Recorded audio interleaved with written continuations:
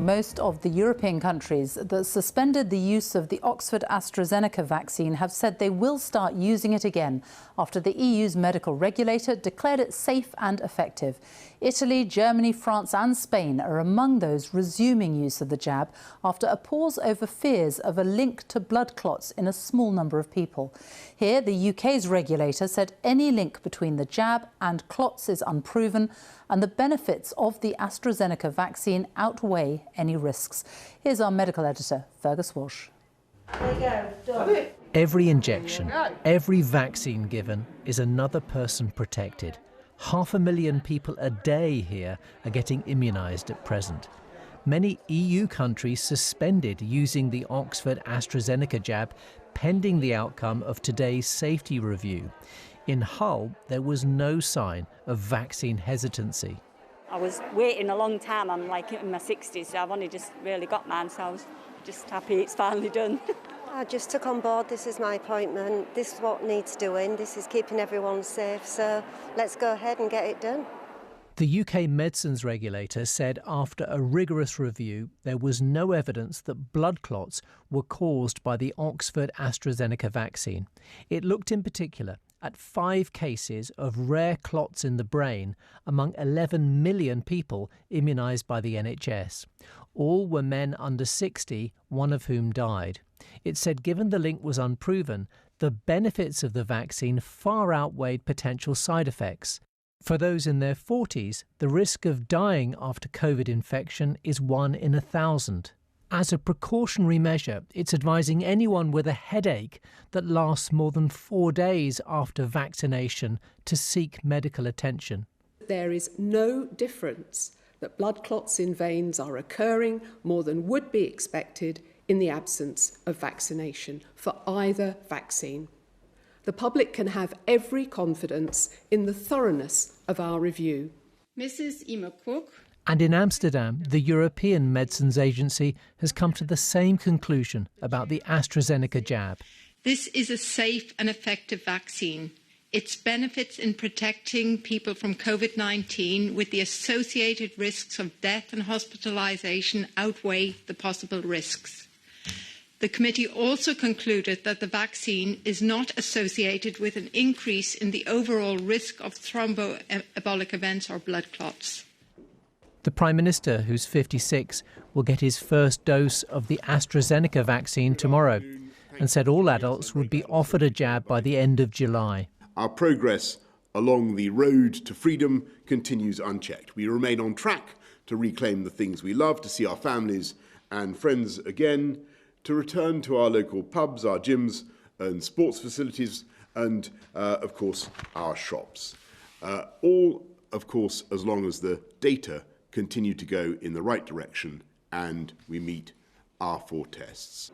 Those in their 40s seem likely to have to wait until May to get their first vaccine because older people will be getting their second shot and there won't be enough extra doses to go around due to supply issues caused by a delay in a delivery of vaccine from India and a batch here that needed retesting.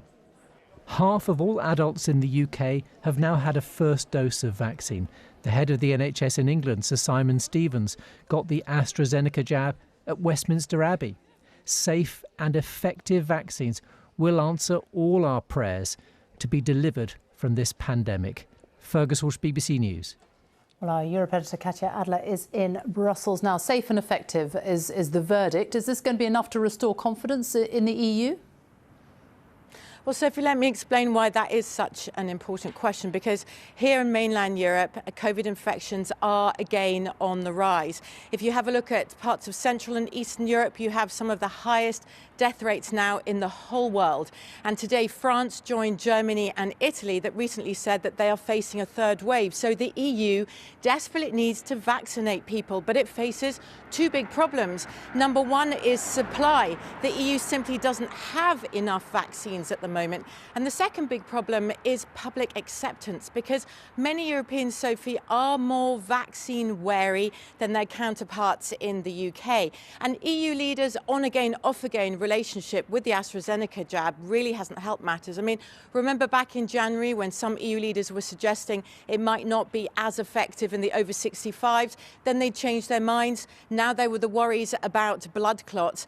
So a lot of people have been put off. Angela Merkel admitted that the jab has what she called an acceptance problem in Germany, and in France the Prime Minister said he would be getting the AstraZeneca jab in order to try and boost public confidence. But critics of how the EU has handled all this say it could be too late. A lot of damage has already been done. Katya, thank you. And let's talk now to our political editor, Laura Kuenssberg, in Westminster. And concerns today about supplies of the jab here. Well, that's right, Sophie. After all the squall over the vaccine, over safety and also over supplies, we learned yesterday there's a real slowdown in the amount that will be arriving into the UK. I think the Prime Minister himself felt that he had to get out there, front up to the concerns, because I think there was a bit of a worry, a bit of a niggle inside government that there might be some little hints about public confidence not being where it should be. And it has in this country, by comparison with others in the European Union, been sky high. So the Prime Minister was out there saying reassurance on, number one, its safety, boasting of his own vaccine tomorrow when he'll be rolling up his own sleeves. Secondly, on supply, that although there has been a bit of a slowdown and the government won't be able to speed ahead with their plan, they will absolutely be able to stick to their targets by giving everybody over 18 their first dose by the end of July. And lastly, he also was determined to reassure on the bigger question, the vaccine's role in the gradual opening of the country's doors. And he was adamant, he said several times, that for now we would be sticking to the so-called roadmap, moving cautiously and carefully through different stages.